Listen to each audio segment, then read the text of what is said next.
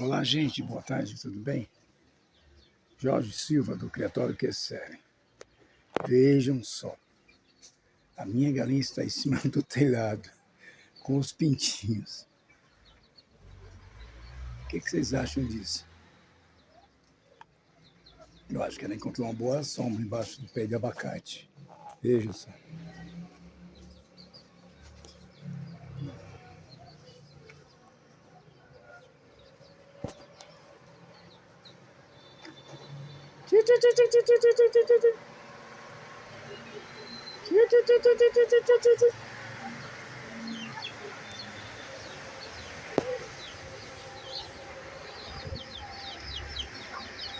Enquanto uma fica num solo, a outra fica em cima da casa.